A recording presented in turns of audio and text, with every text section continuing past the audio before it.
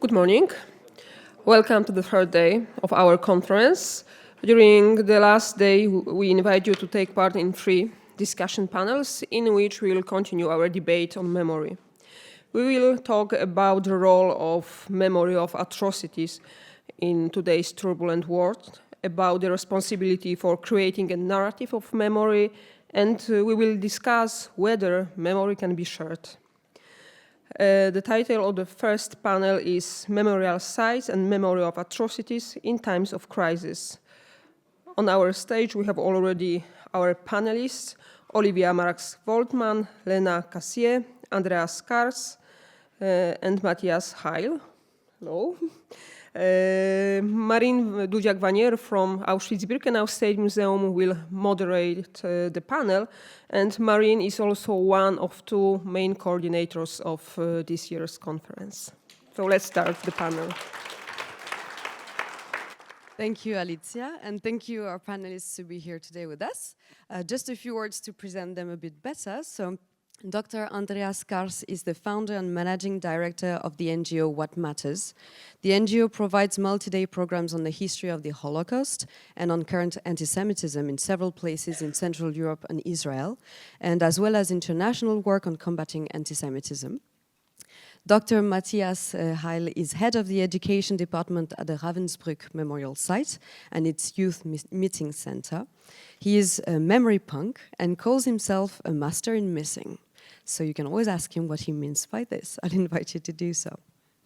Olivia Marx-Woltmann has led the Holocaust Memorial Day Trust since 2012, overseeing a huge growth in engagement in communities across the United Kingdom and at national level. She is a member of the UK delegation to IHRA and is a former chair of the Committee on the Holocaust, Genocide and Crimes Against Humanity. And Dr. Lena Cassier is head of education, culture, research and international department at the Candemil Foundation. She specializes in international law and the responsibility to prevent crimes against humanity and mass atrocity crimes. She is also acting as a French delegate to IHRA. So to begin our panel today, you saw that we are going to try to focus a bit on our role in times of crisis, our role as museums, memorial sites, institutions dealing with the topic of the Holocaust or in general heavy topics. We would like to begin with by maybe describing what are those challenges and the times of crisis that we are talking about.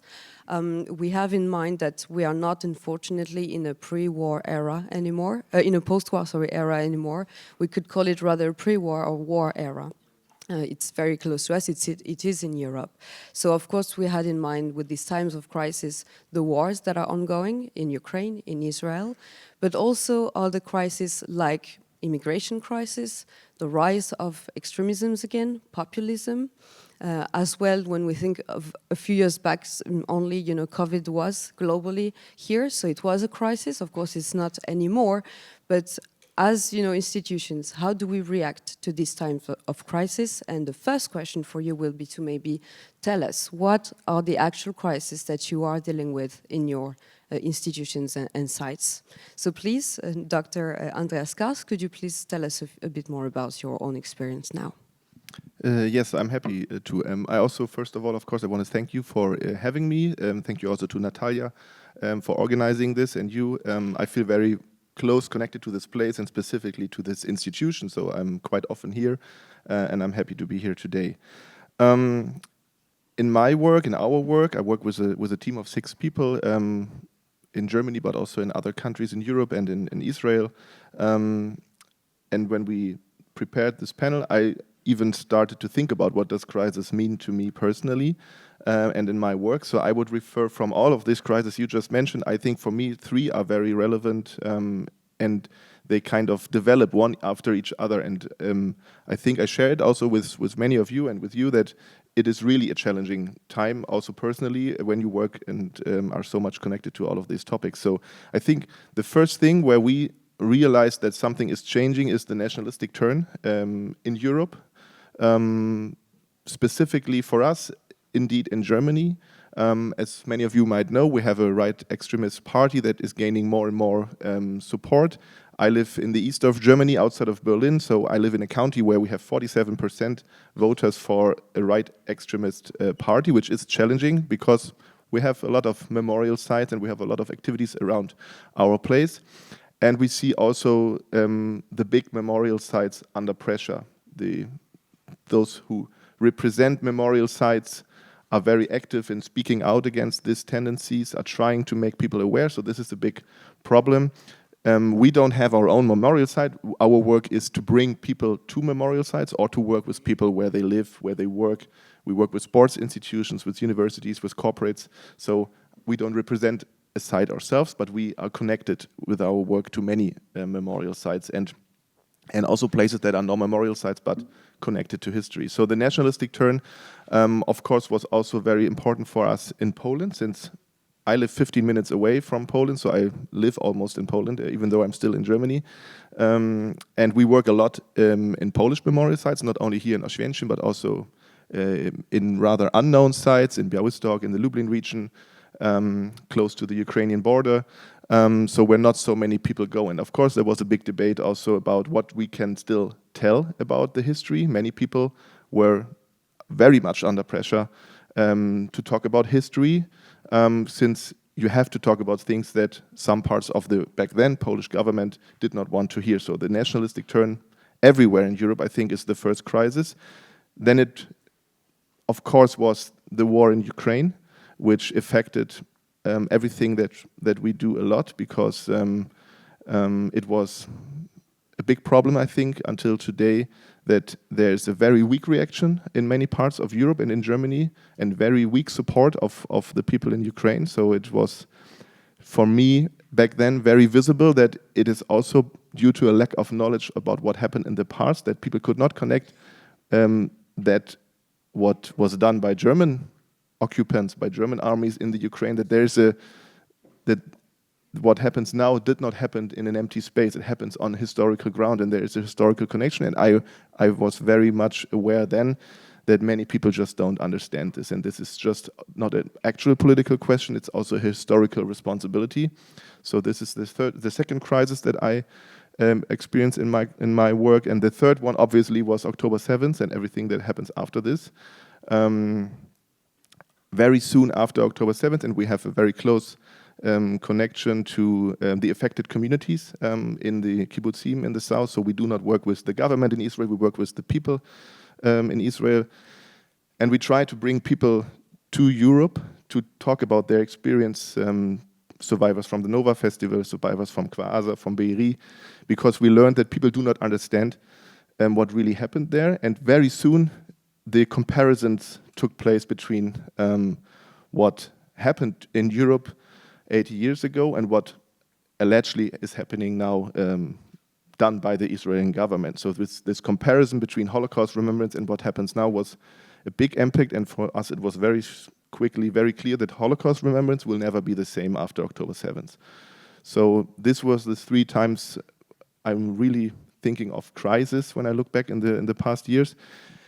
And maybe just refer to one aspect, because we're going to talk about it later, but I think what I learned is that if there's anything that we really often, I would say obviously did not manage to do, we and everybody who was in this work in the last decades, we managed not to distinguish and not to really describe the terms that we are using. And the effect that we have now is that everything means everything. Everything is Holocaust, everything is genocide, everything is like not described and understand. And I think only in these times of crisis we can really see this is the result of maybe a failed approach, and that we really did not do very well. I give you one example. I did my PhD at Humboldt University, and there was a big protest from students and occupations of institutes, and this was like, yeah, let's say 4th generation old school German families, Peter, Paul, Uwe, like normal German students, and they were shouting, "Free Palestine from German guilt." And I was looking at them, was like, okay, maybe just think about what your grandparents did and think about our society, and how can you just say something that stupid? And there I was very much aware of the fact that obviously we did not very well in explaining what happened and really protecting facts and protecting terms. And everything is mixed now. And this is the crisis of memory itself, I would say. Thank you very much. Now, please, Olivia, could you share with us what you're going through? Thank you very much. There'll be some similarities, I think, in the crisis we see, but I would characterize it in the UK as, I think, three key crises that we are grappling with. Firstly, an actual assault on the history of the Holocaust. We see this with Holocaust distortion, Holocaust denial, and now, post-October the 7th, with Holocaust inversion and anti-Semitism being conveyed through use of exploiting what has happened since October the 7th and what has followed from that. We see the term genocide being used so loosely and so misused that it is being weaponized. And of course, through this, I would distinguish between people who are doing this deliberately to carry forward a very deliberate anti-Semitic agenda, and people who are unwitting, uncritical, and being carried along with it, and themselves are being used by those who wish to pursue an anti-Semitic agenda. Secondly, we see more broadly a loss of confidence in authority and in establishment, and the growth in, quotes, alternative truths. And this, of course, carries forward in many different spheres, but in the sphere of our work, excuse me, in the sphere of our work is undermining the facts and the truth and the record of the Holocaust. But the fact that this is a broader loss of confidence in authority and in establishment figures and in the promotion of my truth, my alternative truth, makes it an even more worrying phenomenon. And thirdly, I would pick up on what you said, Maureen, about being in a pre-war time. I think this is not only war, I think war is one aspect of it. We're living in a time of great instability, with wars in so many different places, with climate change that is, the world is burning and we are worrying about, well, what is my personal truth? But the world is on fire, the world is flooding, and that, of course, is also leading to mass movements of people as places become uninhabitable. And with other episodes such as COVID, I think whichever way we turn, we feel we are living in a time of great instability, from war, from climate, from disease. And yet at the same time, people are undermined in their faith in vaccinations and feel that these are being driven forward by big pharma, is the phrase used in the UK, and also leads to their undermining faith in institutions. So a lot of these work alongside each other and work together to create greater fear. And of course, we know when people are more fearful, they often look for scapegoats and who's behind Big Pharma, who's pulling the strings of the government. It's yet another thread of contemporary anti-Semitism. I think that's probably depressing enough. So just as a final point, before I just hand over, as a thank you to everybody here, because I'm in awe of everyone who's listening to very complex thoughts and contributing to very nuanced discussions. And for many of you, it's in a language that's not your first language. So thank you for bearing with us as we explore so many of these issues in English. As you mentioned, I feel like a master in missing, and today I miss Batsheva Dagan, who's out there with one of her poems in an exhibition, an outdoor exhibition. And I remember that when she came for a meeting with young people in 2022, she didn't start her introduction not as generally with giving a poem of hers, but she started to sing a Yiddish song, Es brennt, Brilla, Lechs brennt, which was a song from a Jewish guy who wanted to address the Jewish communities, not to stay aside while the shtetls were burning. And with her introduction, she said, she had the feeling that springtime 2022 is smelling like springtime 1941. So I have this in mind, and when it's about crisis, people who are addressed anti-Semitically, they know that anti-Semitism is a permanent crisis. But we can see at the very moment that democracy societies are failing, and that the risk that anti-Semitism will turn into the pogroms is much bigger. So I would see that this is one of the central crises we are confronted with. The second one is really to see how naive societies are about the value of democracy. And I was reminded when the anniversary of the conference of Evian was, that decades ago politicians tried to solve a problem. And a friend of mine, he reminded me, when you read the word Evian backwards, it's naive. And the biggest challenge and the biggest crisis to me is that in the field of Holocaust education, we are in a bubble of Holocaust nerds, talking to each other and repeating the same things every time. And I think we should be more focused on our aims and on what we are able to do.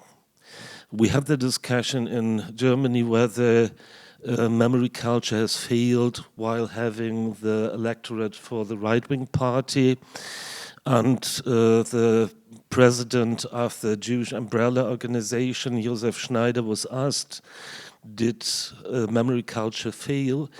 And he was thinking for a moment, and then he said, I don't think it failed.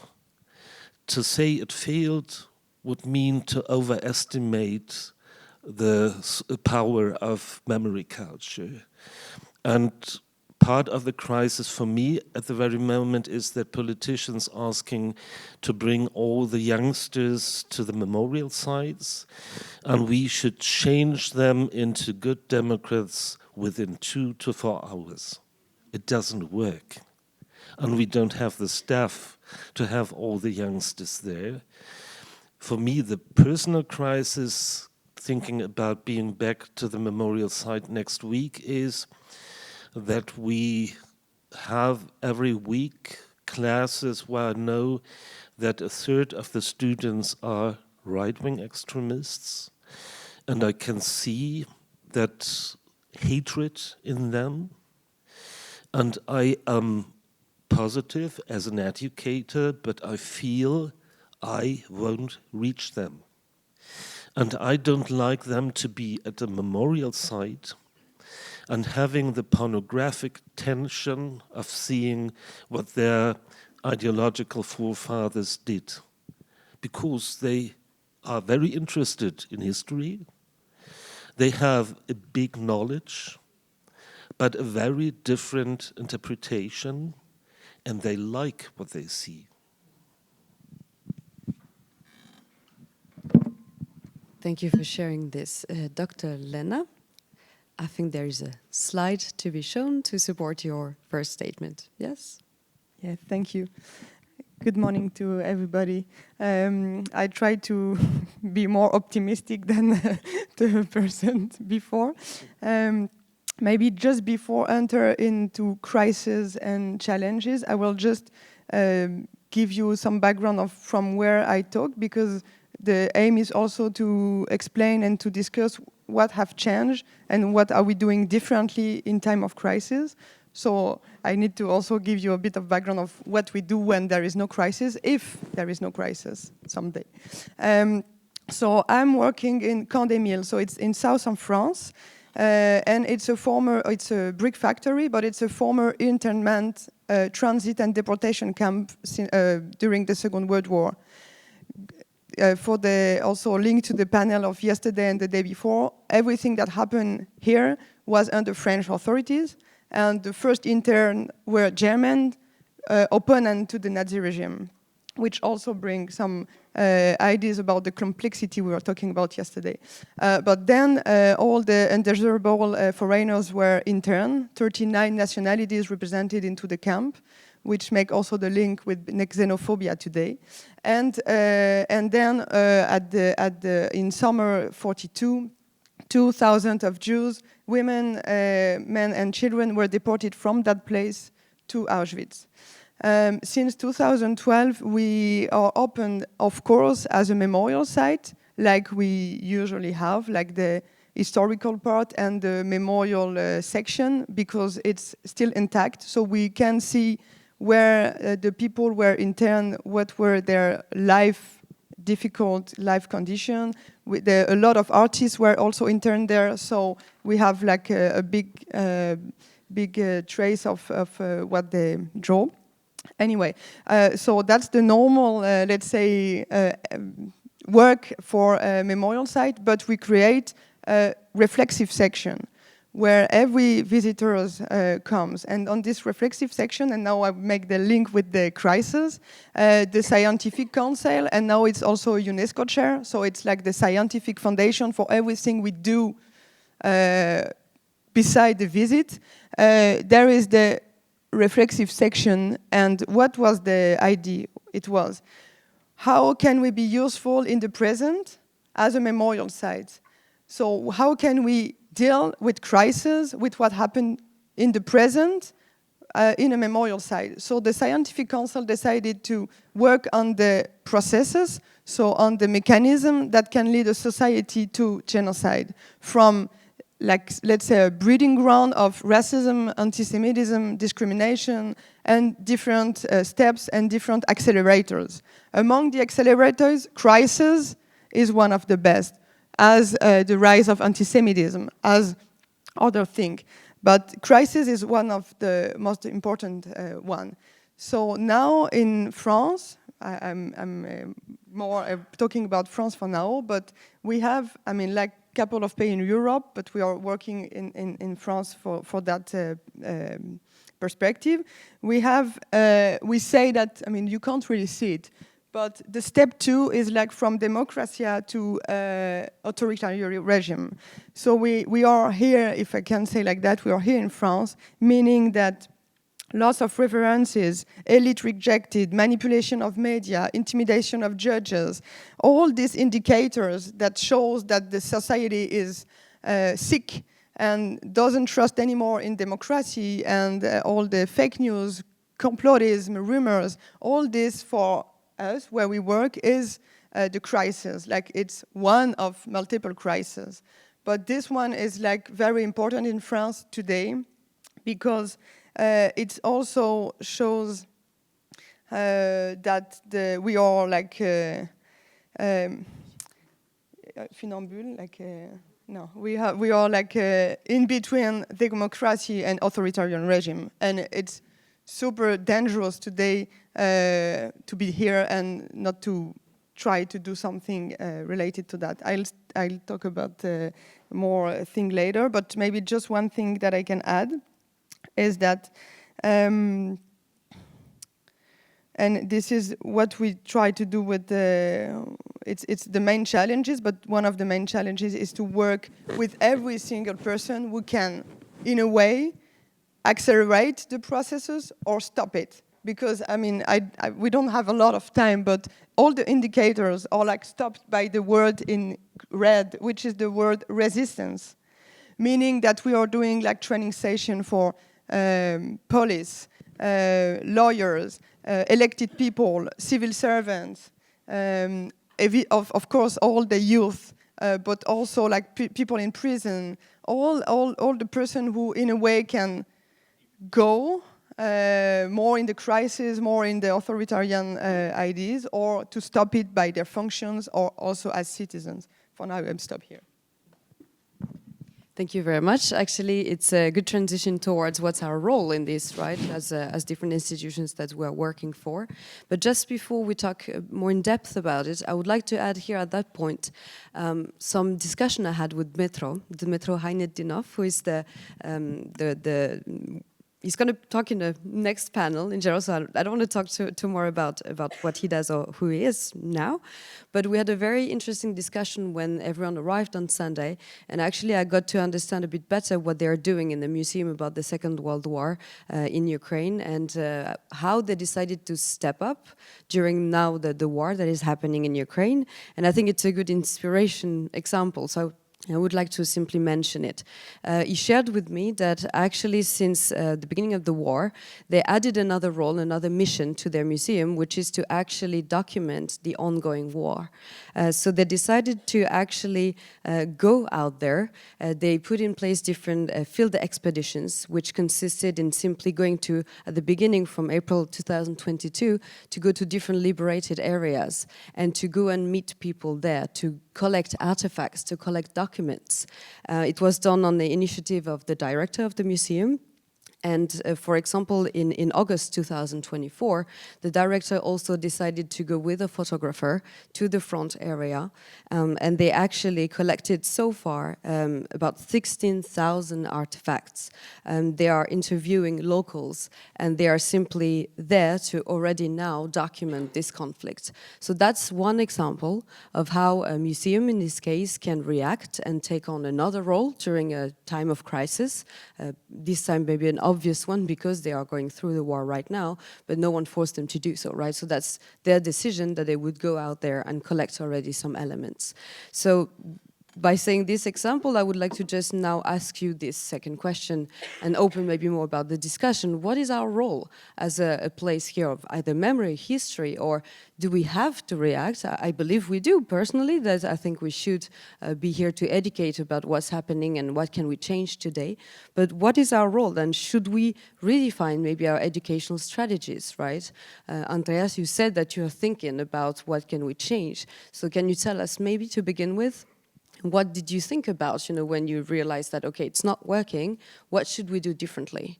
Do you came up with an idea, or what is, in your opinion, the role that you should play today? One result of the discussions, and also before the way that we see political historical education, is that we really try to distinguish between different aspects. So I'm very critical about these universal messages. I was very angry, maybe I can say it here also as from a personal perspective, I was very angry after the discussion started about Zone of Interest, about the movie, then that this is a universal movie and this is so much and everything was universal, and I was very critical about that and I didn't like that. And also the team behind this movie turned then into the discussion about current times. So I didn't like that at all. And for me, it's very important to really distinguish between certain aspects when we only look at the German crimes or the crimes during the Second World War. And not because I think one thing is more important than the other, but because I think we cannot understand those things if we don't look into detail. So if we look on the Holocaust, which is of course one of our biggest topics when we work on this history, I really want to work with our groups, and we have the good opportunity that we do not wait for groups to visit us. We need to go to them and we need to develop programs. So we look for target groups that really want to learn something about it, and we are very optimistic that there are still a lot of people that want to learn about it and they do not have the opportunity. So I think we really need to change about thinking about target groups. So we have a strong focus on working with sport clubs, with professional football clubs and their fans. And this is a very nice environment of working with people because it's a positive environment. They are not, as Matthias said, they are not forced to visit something like a memorial site. They are not coming in a class school context deliberately or not, forced to visit or with a bad context. So this is a positive learning environment. And we start locally. So we need to think, I think every participant of a program needs to have an answer for the question, what does it have to do with me? It's simply too long ago. There is no personal connection maybe, so we have to have an answer to this question. So when somebody participates in a program, he needs to find, or she needs to find an answer for this question. And one answer can be, it started in front of our doors. So it's local history. The history of Auschwitz, in my case, in German case, it's a local history. It started even in my hometown with only 2,000 inhabitants. There are 2 remembrance stones for people who died in Auschwitz. So talking about where it started, talking about who was responsible for it, talking about perpetrators and about the different ways of being a perpetrator or an observer and the scope of action of the historical individuals. I think this is the most brilliant thing about historical education. We can look on others and we can analyze what they could have done, what they did, how they did it, why they did it. So we have a lot of information and we can reflect on this and try to find answers for our behavior, not making the mistakes and asking what would I have done. I really don't like this question because it's hypothetical. It's not.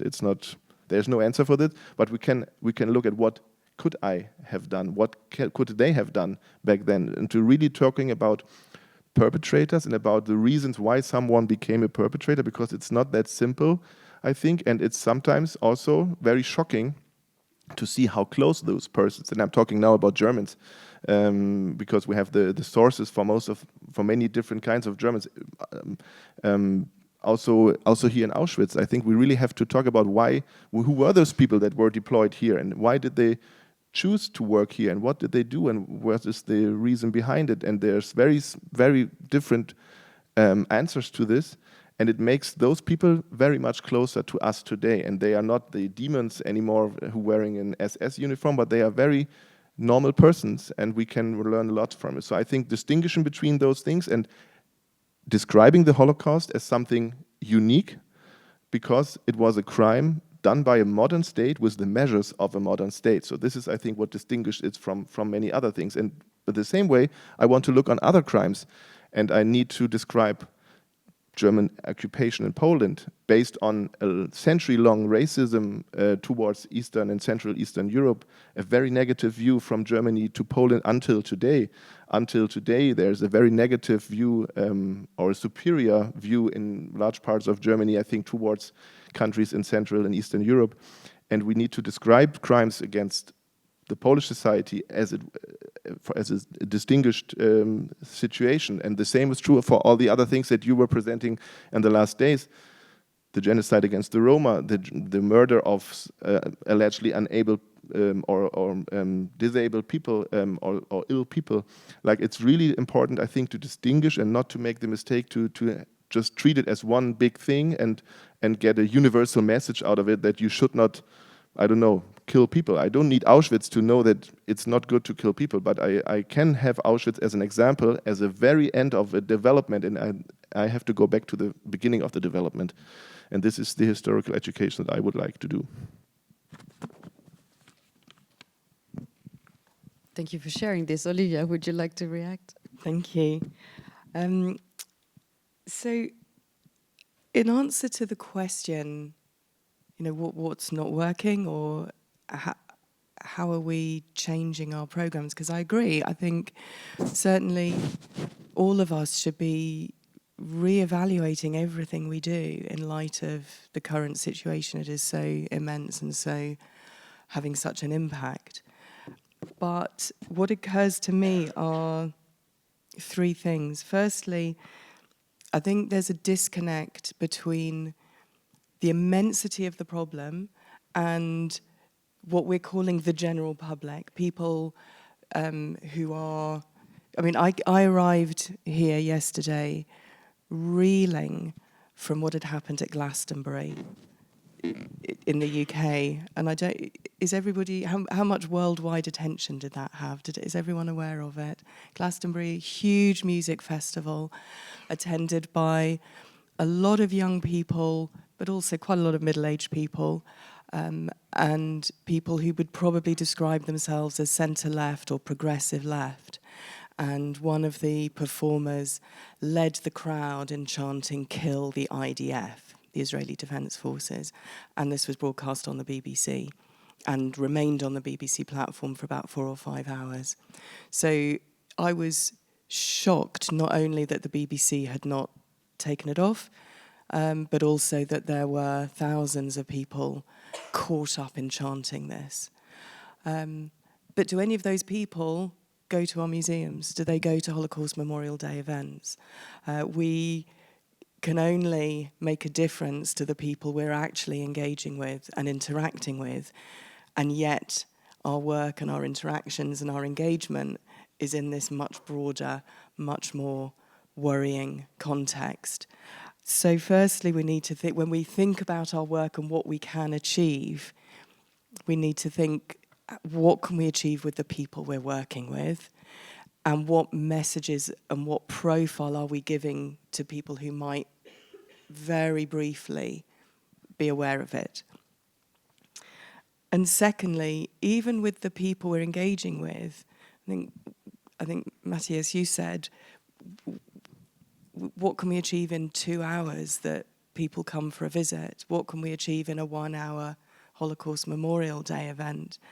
Now, I know that the work that we do, we have had independent evaluation, and it does make a difference to people's levels of knowledge about the Holocaust. It makes a difference to their empathy and how they feel about other people, particularly people who are from different backgrounds. But it's very hard to know how long that feeling lasts and how long that knowledge is retained. From the work we did, we know that it's retained for, at least 6 months, possibly a year. And we have an inbuilt advantage in that Holocaust Memorial Day comes around again the next year, and there are more events, and there's that opportunity for reinforcement. But not everybody comes back and goes back to their event. The same teacher might run the event again for their class, or the council put on an event. But that's all part of the question of, can we succeed? Are we setting ourselves up to fail by thinking we can achieve everything in 2 hours? But what we can do is make those 2 hours count and try and work together for other points of engagement that can then reinforce what we ourselves have done. So I'm simultaneously deeply depressed as I look around me and look to the future, and also optimistic that the work that is being done effectively and making a difference. And events like this that encourage that collaboration will also make a difference too. So just a quick question to you, Olivia. Would you say then that you didn't change fundamentally the way you work, but have you thought about what could be done differently then? Did you realign maybe something or not? Or you keep doing what's working and... No, we have done something slightly differently.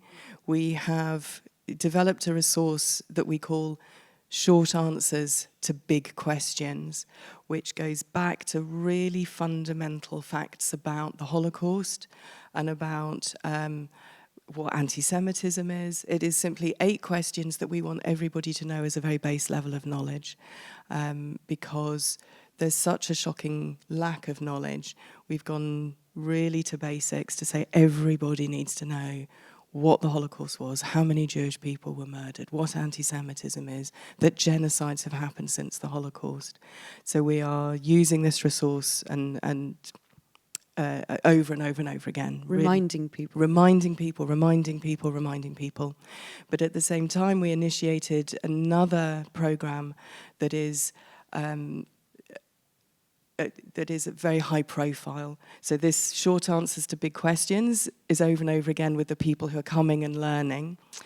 Our program Light the Darkness is inviting people to place a candle in their windows at 8 o'clock on Holocaust Memorial Day as a light to honour the 6 million Jews who were murdered, and also to be a light of solidarity with people today who face prejudice and persecution.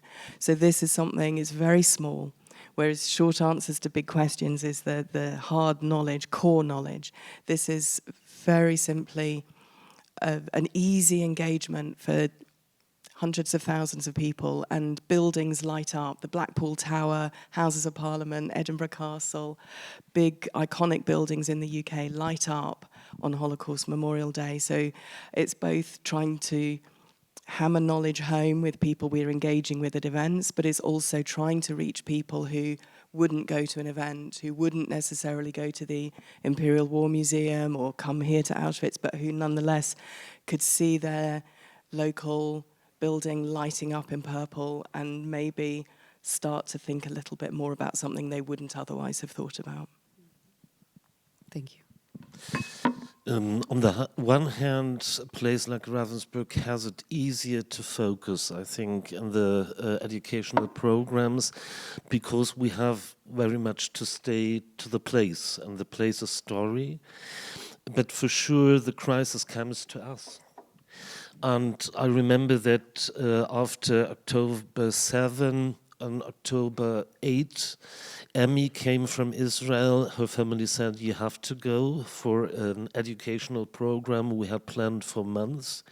And she stayed there for a week, and after this week she decided not to go back. And then she asked me, within the 5.5 weeks she stayed in Ravensbrück, how strange is it that I feel safer now in Ravensbrück than at home?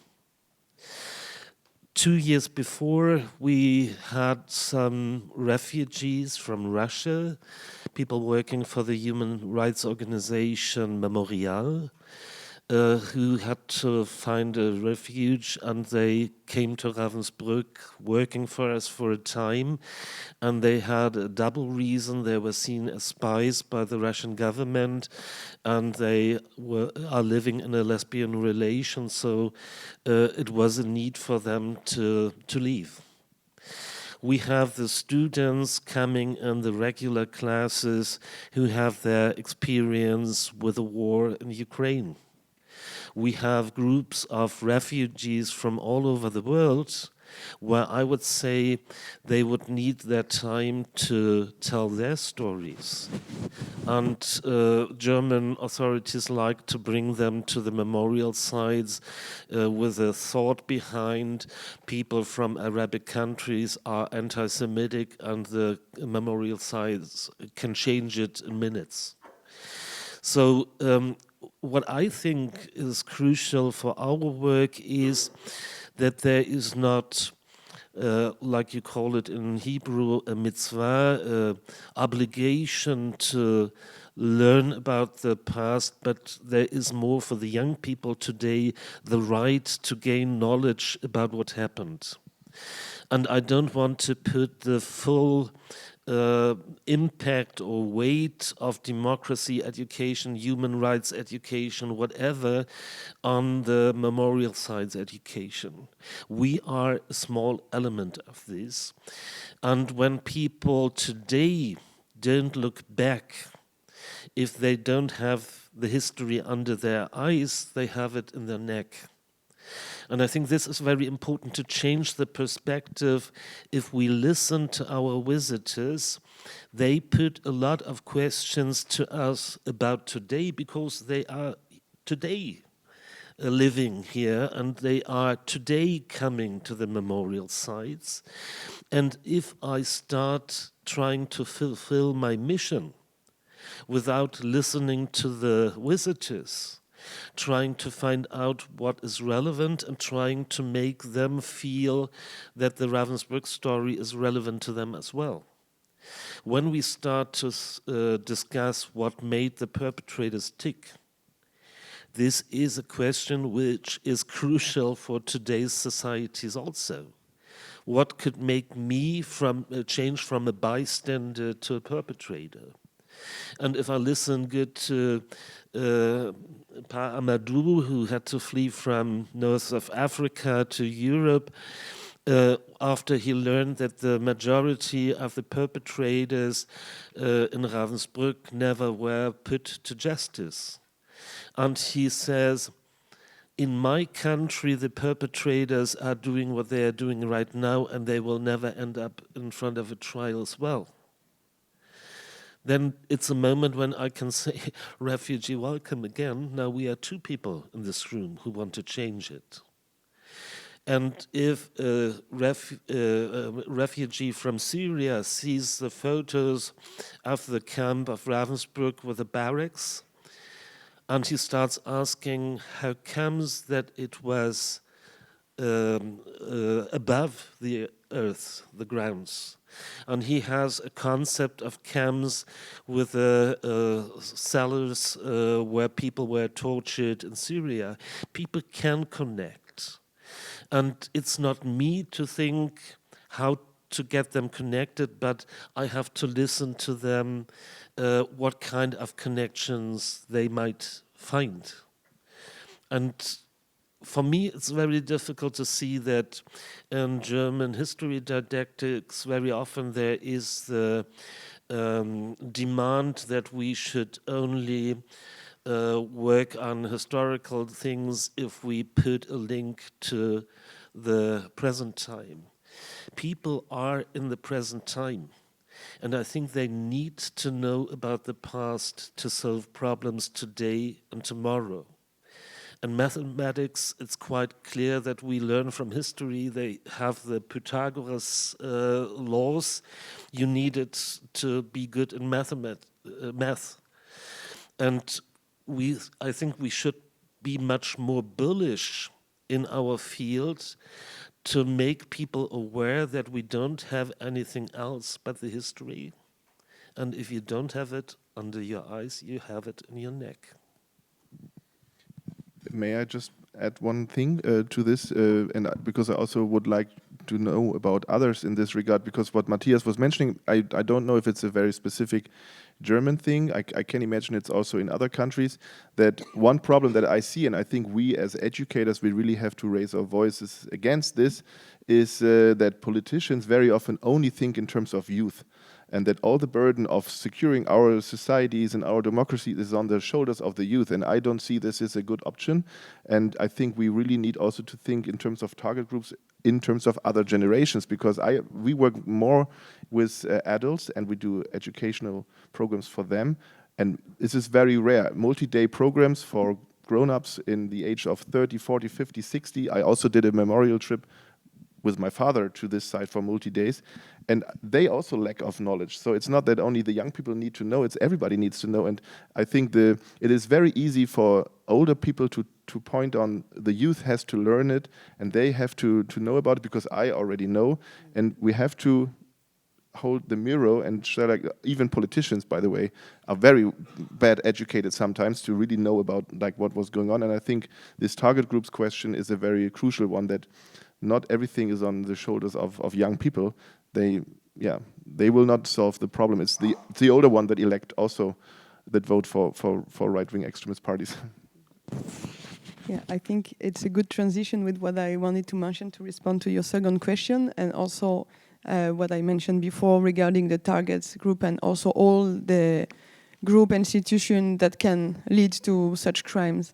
Maybe one thing that I want to mention in order to make the difference between what we did before crisis, let's say now that we were talking about October 7th, and what we do after.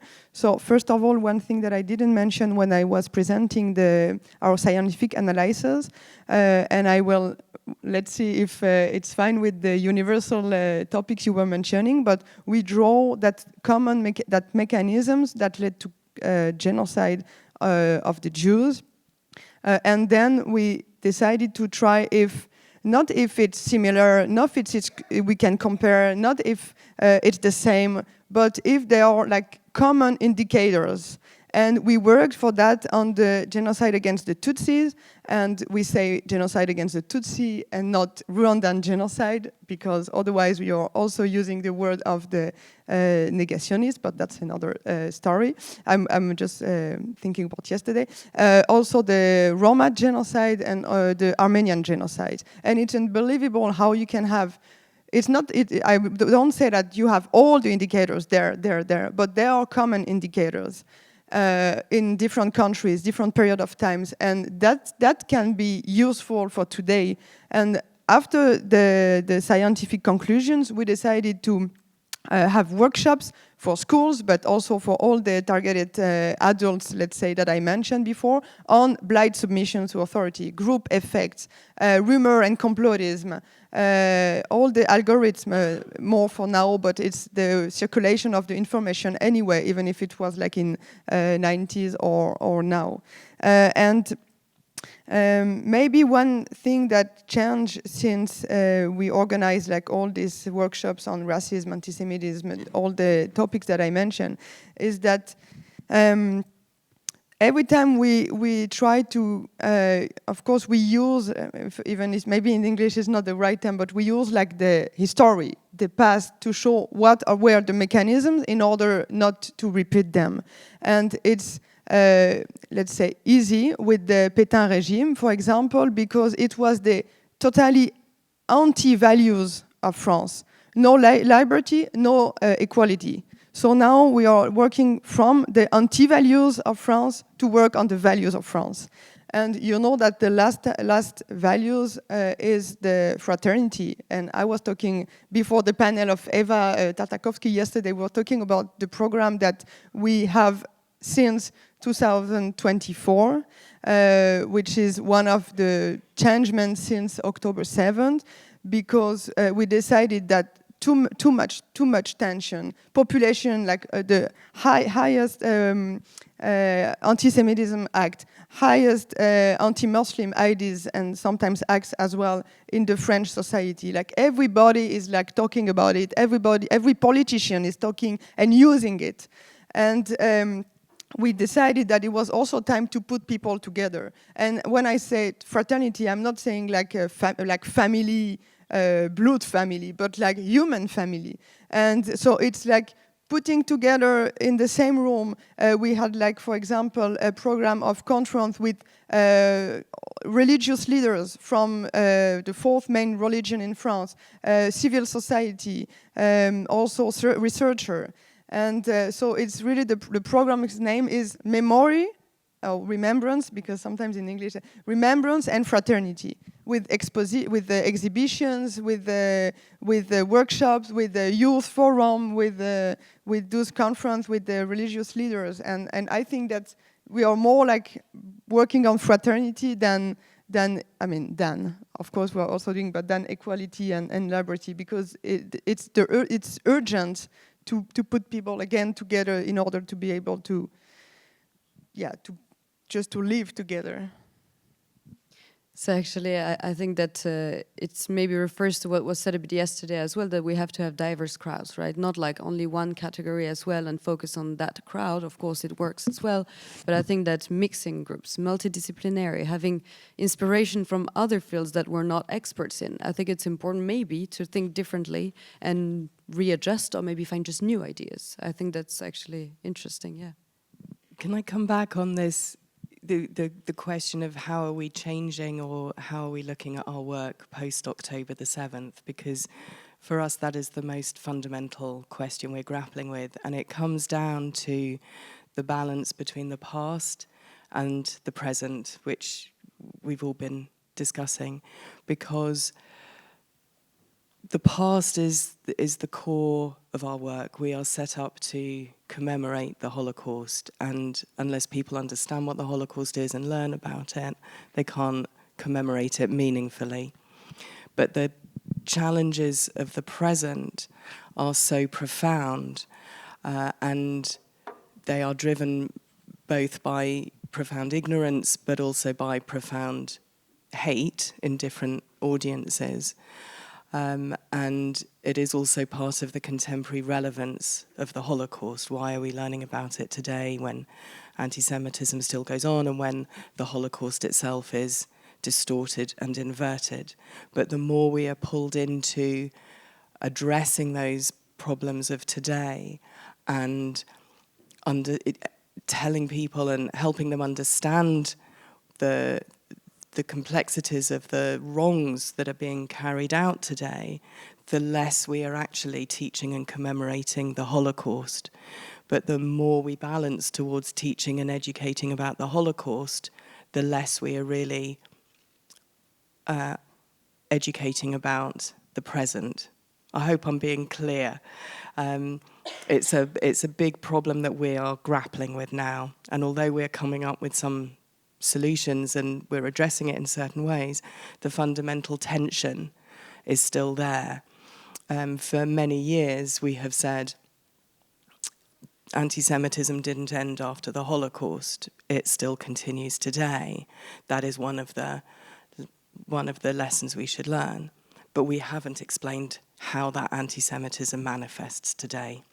And it manifests in some age-old tropes, and it manifests very differently in anti-Israel rhetoric. Of course, not all anti-Israel, but anti-Israeli government is legitimate, but the weaponization of the term genocide, the calls to kill the IDF, the undermining of the right of the State of Israel and so on are illegitimate forms of criticism. But for us to go there takes us away from educating about the Holocaust. So there's a real tension there that we are grappling with, that we haven't yet come to nice, helpful solutions. So in the plenary discussion, please give us your solutions. And I would say maybe it came to my mind now that actually we make the mistake of believing that if we completely understand, or let's say extensively understand the Holocaust, we're going to all of a sudden become, open citizens or maybe fighting for solidarity. And that's something I'm doubting actually, exactly what Matthias said. Like some people are coming to memorial sites and actually reinforce the idea that maybe it was good what happened before. I'm not, of course, believing this, but I mean, maybe we are missing something here. Maybe, as you said, it's not only that we come here, we understand what we should do differently. Maybe it should be combined with simply other ways of educating. And I'm not talking here about museums and memorial sites, but at school, right? I think we believe that if we understand completely the Holocaust, we will be against it. I'm not so sure anymore. People maybe, as you said, get inspired by it. And that's what worries me personally. May I put some spice into the discussion with a more radical idea? I think in the field of Holocaust education and research, we have very ritualized ways of thinking, expressing ourselves. I get very often bored on panels like this because I heard it all several times. And my question is, how can education change that the participants get the idea that they are part of it, that we stay a bit backwards with our missions. We have a lot of missions, but trying to find a way that, for instance, students get the idea that they are asked to find their own words and attitudes towards this history. Very often the paths we are giving them are so limited, and some students are entering the memorial site and are not sure whether they can participate in a discussion because they may say something wrong. And there is such a high pressure, moral pressure on students, and this gives them a good chance to provoke if they want to. So I would like us to think more self-reflective and self-critical. What are we doing in our educational programs? In the last months, we had a lot of conferences in Germany about anti-Semitism critical or racism critical education. People were only talking about anti-Semitism and racism, and not turning the perspective on themselves and what might be difficult in us. And very often when we are talking about educating people about anti-Semitism, about history, we pretend that we are part of a solution of a problem. But we are part of the problem. If I can just add something related to what you said and also Matthias said, but and also the question of target. We are also a lot working on like active minority, look more radicalized people, but also the passive majority. And the passive majority is also very important in the educational work. When I said I mean that it's also important to share the fact that it is we must to stay alert. We like it's important to like how can I say that, to resist and to act at the beginning of the process. When I say that, I want to say that a lot of people would say, okay, it's just a joke, or this is not important when I'm doing this or saying that. I'm not anti-Semitic, I'm not racist. But look where in a moment where in different steps it can lead. And I think this is also important to show that when you are here, even if it's in your mind not that important, it can lead there. And this is important for like, let's say, like, yeah, not deliberate racist or anti-Semitic people. The one for whom we still can, I mean, everybody can still do something. I just wanted to add that for the majority was nothing against, I mean, majority, depending maybe on the countries, depending on, I mean, in France also we have a lot of electors voting for extremism parties, so maybe the passive majority is not that big anymore, but still. I think also that some people would think that, as Matthias said, we also cannot reach everyone, and we are not the ones that solve societal problems. So therefore, I would also argue that thinking of more quality programs in terms of quantity is also an important thing. Very often, politicians measure only because of numbers.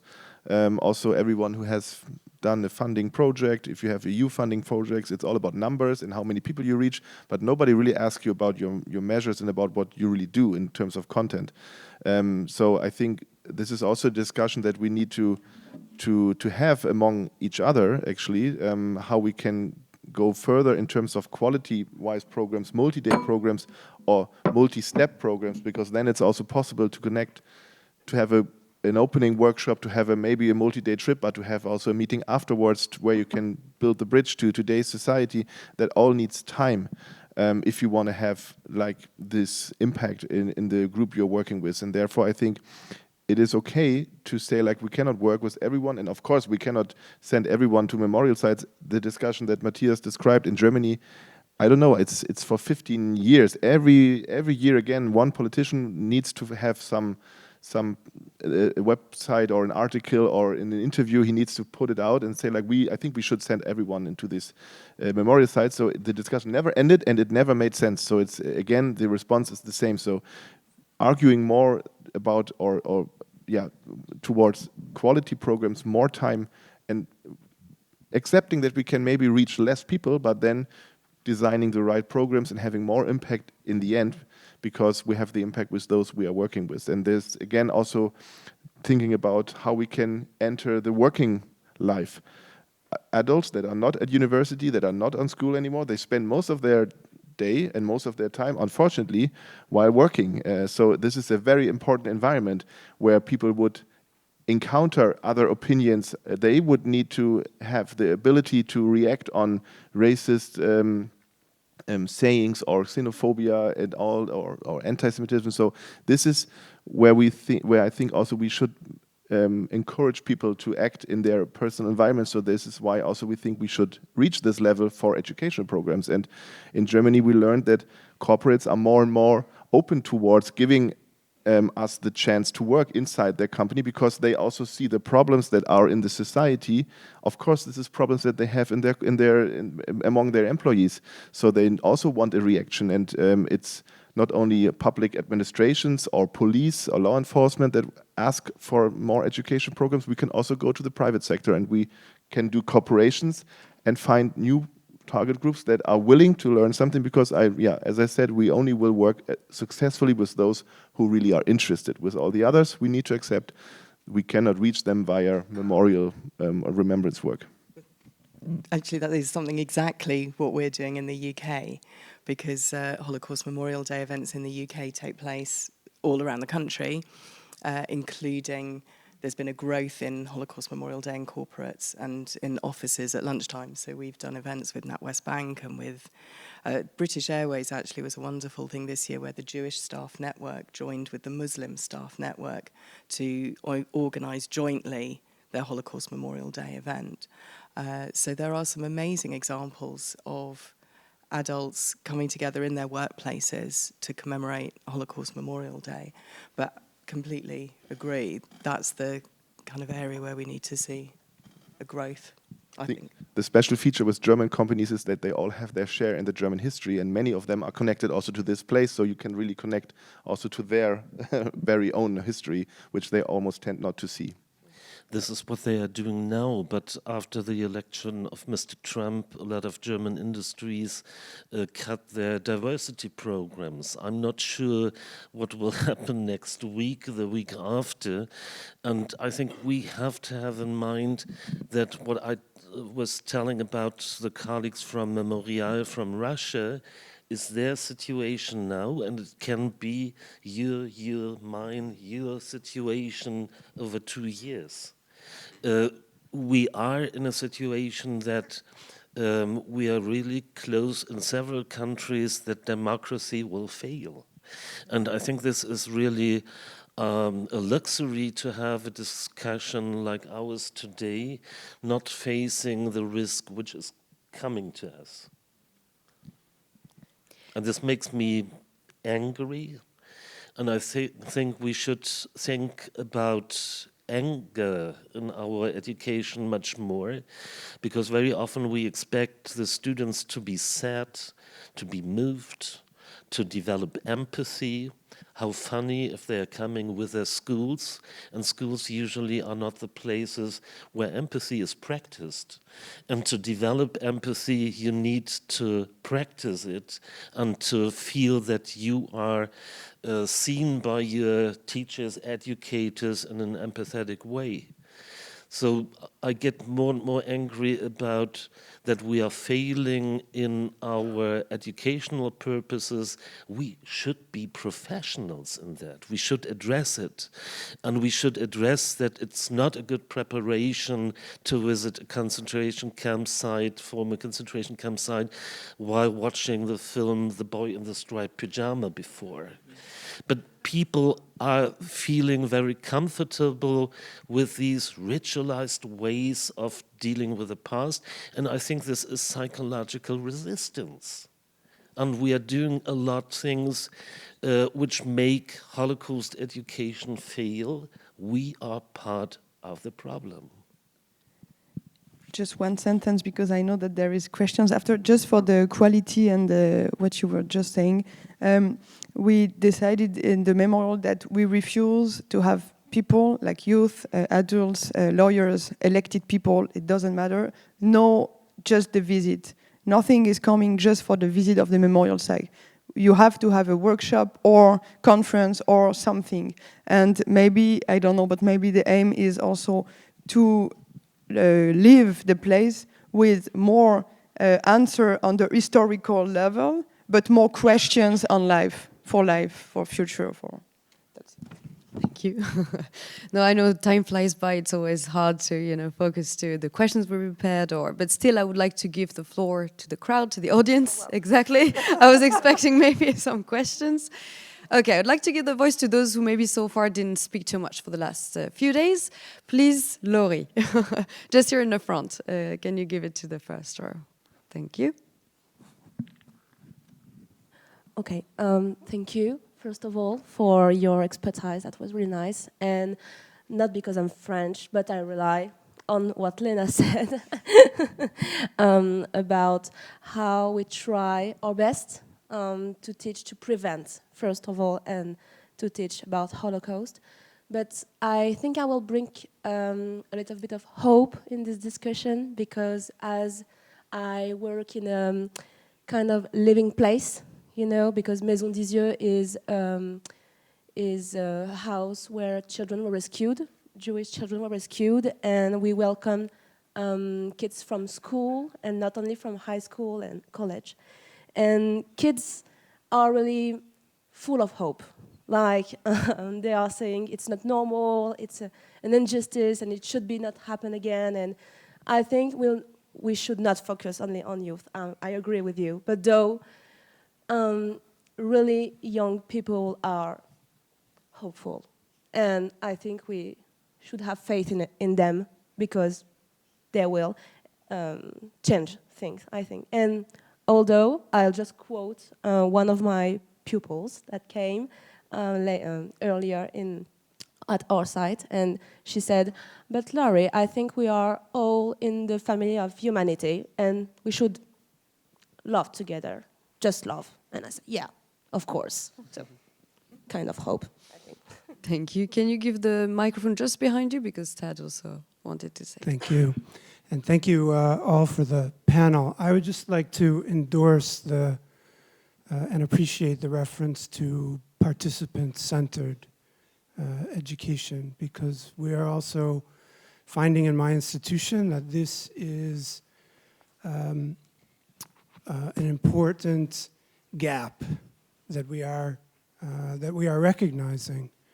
And I think that often, I mean, I know my colleagues and the teachers, American teachers we work with, are often quite afraid of what's in the minds of the participants, because it's something that could be, you know, very anti-Semitic, or having to do with Israel or Gaza, or these things.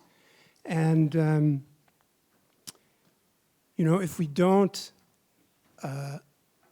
create an environment in which people can share what they're already thinking about our topic, we can't encourage them to think critically about what they think they already know, right? And I think that this is something that we're trying to invest in. We have a couple of educators who we work with who specialize in this topic.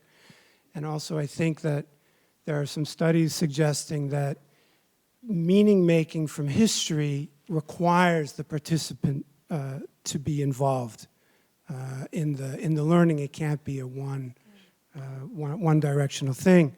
So again, thank you for raising that, but I think this is a huge challenge.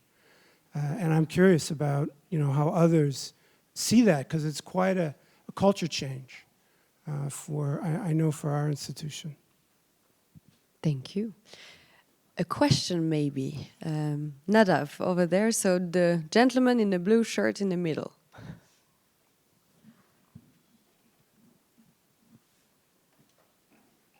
Thank you. My name is Nadav. I'm from Israel.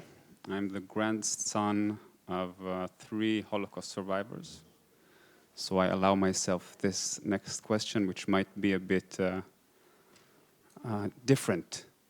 I feel there's an elephant in the room. And I'm surprised by the opposition to making the Holocaust a universal lesson. Because for me, it's unfathomable that we only talk about what the Holocaust means for Jewish people and for what societies lose when there's anti-Semitism. But currently, as the participants have said, there are several wars going on, one of them in Israel and Gaza.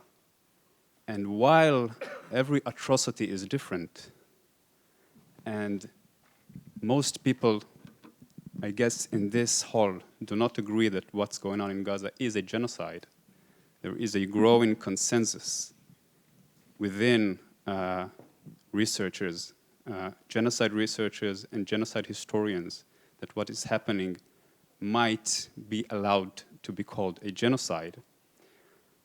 I want to raise the question of maybe one of the reasons that memorial sites are struggling and memorial institutions related to the Jewish Holocaust are struggling might be affected by the fact that we are trying to distance ourselves from things currently happening because it feels odd, because it feels, I'm trying to find the word, it feels weird for people in these institutions that have dedicated their lives and are dedicating their lives to the atrocities that happened to the Jewish people, that Jewish people might be the perpetrators these days of atrocities. Maybe if these institutions allow themselves to acknowledge the things that are happening and to deal with them with honesty and openness without saying it's the same thing, because it will never be the same thing, then maybe it would be easier for people who are resisting or either are anti-Semitists or just don't care too much or are opposing to what Israel does. Maybe it would make them easier to connect with the Jewish past. It sounds like a statement, but it's a question for the participants. May I? Oh, sorry. Yeah.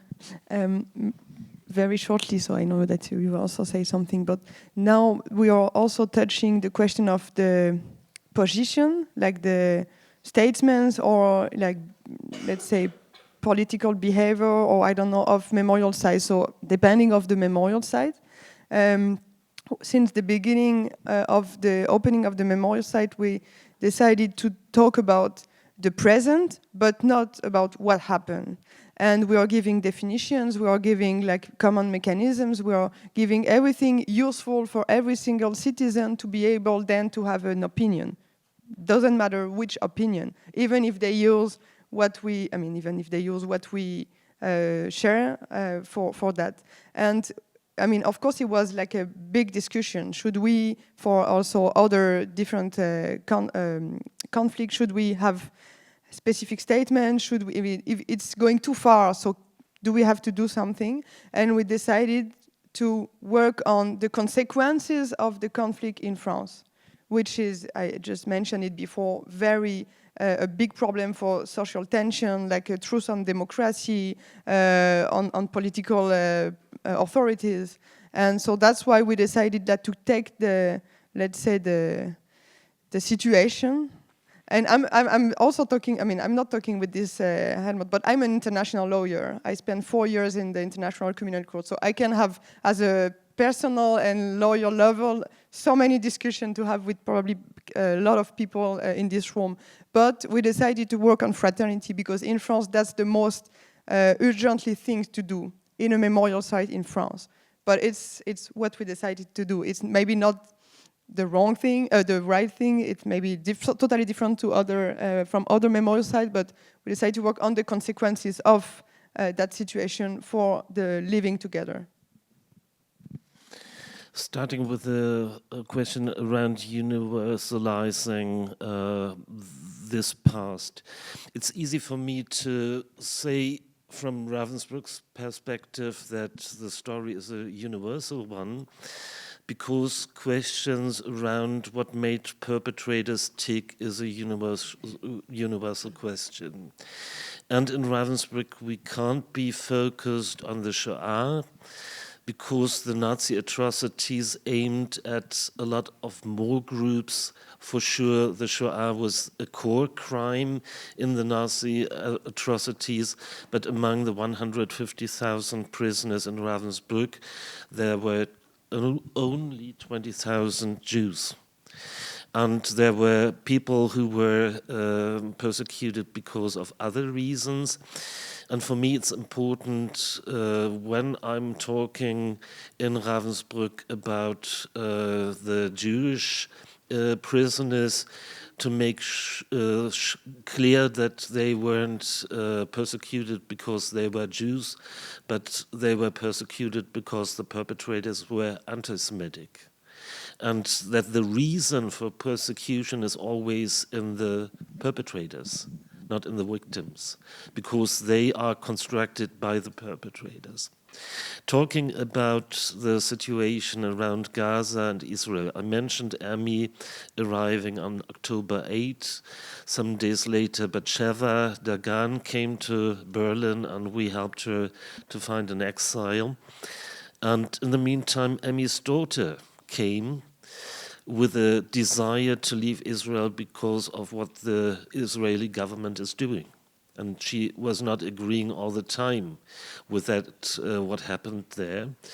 And all of my friends I have are demonstrating against the government, their government, every week. So I know that the conflict is there. I don't have to address it with a memorandum what Ravensbrück Memorial Site is thinking about it, but the discussion comes to our place. And then we have to be open for the discussion.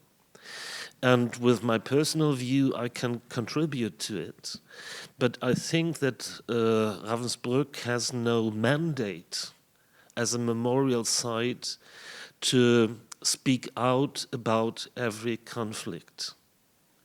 And how we are acting, having people from Israel at our memorial site after October 7, giving somehow a refuge to people who are leaving the country right now, in talking to a lot of students with a Arabic Palestinian background who are living in Berlin, confronting these issues, having in mind that sometimes Jewish students are coming.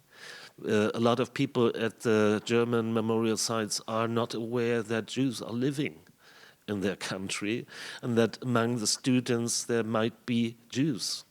And I see that the way how we are sometimes talking about the persecution of the Jews in the Nazi period are prolonging categories of the Nazis. So when we start to think about a critical perspective towards anti-Semitism, like racism, we have to be very critical about what we are doing in our educational work, prolonging categories raised by the Nazis, and not only raised but used by the Nazis. Yeah, go first. Yeah. Thank you for the question, and it is exactly in that space when I started from, when I was talking about one of the threats to, one of the crises that I think we're dealing with is where the term genocide is being weaponized against Jewish people. I think alongside legitimate criticism of the Israeli actions in Gaza, there is also illegitimate use of the term genocide in terms of weaponizing it against Jewish people. We use the term genocide very, very precisely when we mark the genocides that the UK government recognises as such in Cambodia, the genocide against the Tutsi in Rwanda, the genocide in Srebrenica, and against Yazidi people. These are what we mark on Holocaust Memorial Day. For the first time in my 13 years at Holocaust Memorial Day Trust, after October the 7th, marking Holocaust Memorial Day became conditional for some people. We will only mark Holocaust Memorial Day if you recognise Gaza as a genocide and include it on Holocaust Memorial Day. We will only mark Holocaust Memorial Day if you put out a statement condemning Netanyahu. I found this shocking, that commemoration of the Holocaust would be conditional on anything. But it's not on anything, it's only in terms that are undermining the legitimate right of the State of Israel and undermining Jewish people's experiences today, with no mention of the hostages, with no mention of the Hamas attacks. So it's a very nuanced, complex situation, which is being weaponized by some people, and with other people of good faith being kind of swept along with it. So what we saw at Holocaust Memorial Day this year and last year, the two Holocaust Memorial Days post-October the 7th, was a lot of disengagement. So alongside a lot of people putting candles in their windows, marking HMD in their workplaces and so on, and actually workplaces where we had an increase in activities, in other places we saw a disengagement, both from people who were deliberately saying, I'm not going to mark it unless you include Gaza. We had disengagement from other people who are saying, I'd really like to mark it, but I'm not confident. I don't know how to mark it in these circumstances. I'm worried about what my pupils will ask me. I don't feel confident in responding to them. So that's part of my answer to that question. Yeah, I mean, you really said a lot of what I wanted to say. So I really think it's important that we have these discussions. Of course, we have it in our groups. I think I really appreciate what Matthias said, to say we have to reflect on who has a mandate to talk about things. And I think many people should think of if they are in the position to have an opinion about it. What we do is, my mandate is not to talk about what's going on with the Israeli government. I'm not a citizen there, it's not my society, and I also do not know maybe not enough about it. But what I can point on is the complexity, and I think this is what we are talking about.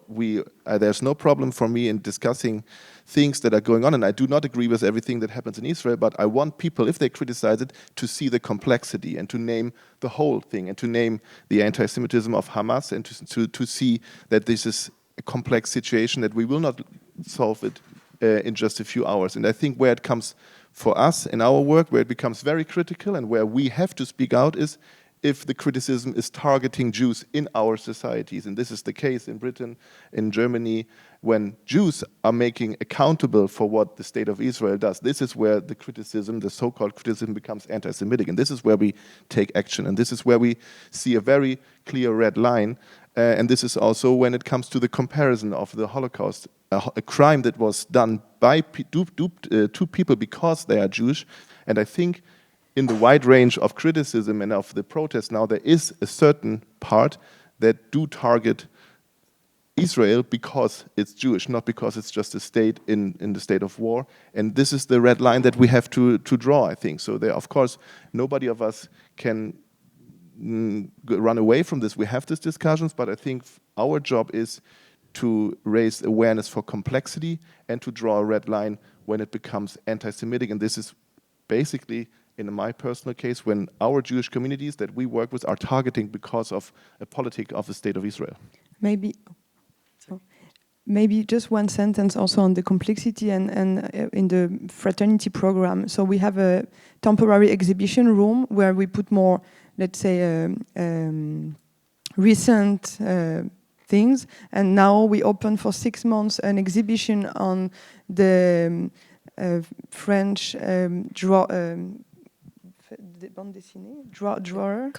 comics drawer, Johann Sfar, who wrote the Rabbin Cat. I've never pronounced it in English, so I hope, and he went to Israel just after the 7th of October, and he talked with many people, and especially people like in a theater, working with the Arabs, Druze, Bedouin, Israeli, and it's hope. It's hope, and we show also this exhibition to every visitors, also to show the complexity and that the Jews and Israeli and government. Who are you talking about? It is Palestinian, Muslims, Arabs. Who are you talking about? And it's so easy to have all the confusions. And maybe just to finish with the first question, I mean the beginning of your question, with this approach, I don't know for how long, but we have no problem with the public. And you know that also in south of France and in France in general, the public is super diverse. And sometimes when people arrive, they say, but we are not talking about our history or something like that. But at the end, they understand that we are talking of everybody, because we are talking about like rejection of others. Of course, the history of that place, but also humanity. If I can just say one maybe universal value, at least, that I would like to comment on, and I agree with you, Nadav, is that at least whatever the conflict is, I believe we should remember, and that was one of the messages that the survivors kept repeating, that the most valuable is life.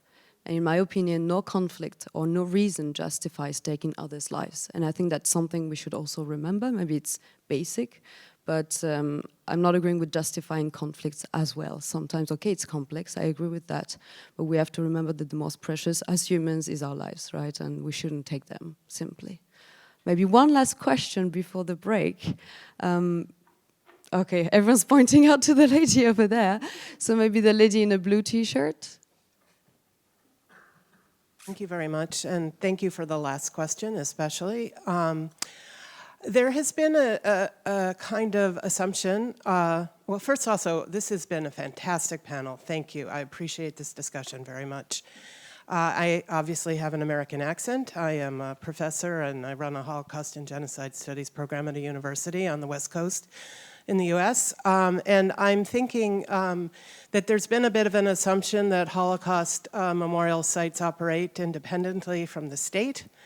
And that is very much not the case in the United States. I know that we have people here, maybe from the Holocaust Memorial Museum in the US, but the board of that museum is appointed by the president, and the board of the Holocaust Memorial Museum in the US was just many people on the left were removed and replaced with Trump supporters. And so I guess my question is, how independent can a Holocaust memorial site be when the state is increasingly authoritarian and moving toward fascism? I can begin. So I let Matthias. We are not a state institution. We are a foundation.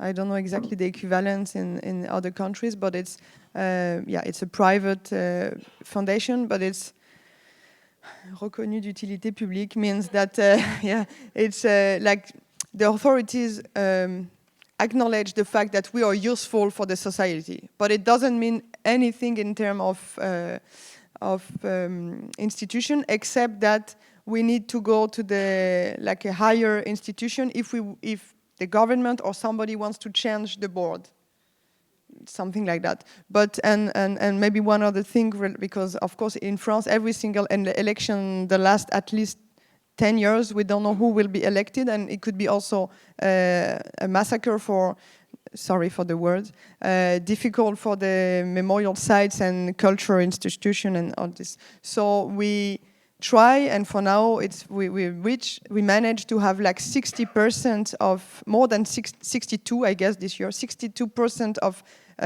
private financial system and less than 40 for states.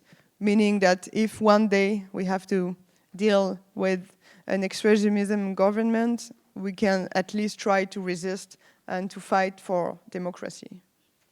So yeah, that's... So what the lady was saying is the opposite of what you're going through, I would say, in a sense, because they are state-sponsored, and simply the staff or the employees are impacted with the political decisions, right? Personally, I do not have an answer to your question, but maybe Andreas would like to comment about the political impact for memorial sites or institutions. Well, for me, it's basically the same. We are an NGO. We are independent. Of course, we are depending on funds, actually. And if there's no institution that will give us any funds, we need to find in anywhere else. But like politically, we are completely independent, and we can work in the framework, of course, of law. But yeah, of course, I see it as a problem when I cooperate with other institutions. And this is what I experienced specifically in Poland when there was a big pressure. By the way, also here on schools. This was a big issue. We have cooperation programs in the east of Poland with schools, local communities. And there we clearly saw a change and not the possibility anymore for the teachers to cooperate with us. So also there, I would have loved to hear more bravely speaking out other European governments, but at this time also nobody really wants to have conflicts with Poland due to the political overall situation and the close connection to Ukraine. So it was a political thing, and nobody really wanted to go into this conflict. And maybe some governments, such as mine in Germany, should be also very carefully in telling other countries how to deal with history. But yeah, I think it was a clear case that time that not many people really showed solidarity with those affected on site here in Poland. Also researchers that were not, or that were getting funds cuts and so on. So I think, yeah, this is a case where we should be aware of. Yeah. If I can come in on this, I think we of all people in this room know that memory is never pure. It is contested, it changes, it is influenced by external forces. So I would not regard ourselves as kind of guardians of a pure memory. And acts of commemoration always take place influenced by prevailing culture, prevailing priorities and ideology. And if we look at the nature of Holocaust commemoration over the decades since the Holocaust, it has changed, and there are pressures upon it. And to have a government-appointed board by a Trump-led government is yet one more pressure on that. And we always have the responsibility to make commemoration meaningful, whether that's with young people, middle-aged people, who I'm always the champion for, or whether it's our leaders. That's part of our responsibility to make that meaningful. So we're all dealing with all those pressures, and I think there's that what you have raised is one additional pressure, but I don't think that's happening in isolation from all those other pressures that we're dealing with all the time as well. So it's not really an answer, it's more a recognition of the competing pressures on memory and our responsibilities within that. Thank you. And with these words, we're coming to an end for our panel, which means we're going to have 25-minute break. Ala would like to maybe say a few words. No? Okay. So thank you so much for this panel. And we can just invite you now to keep discussing about it over the break. Like, I can see there were so many questions, so please keep talking about it.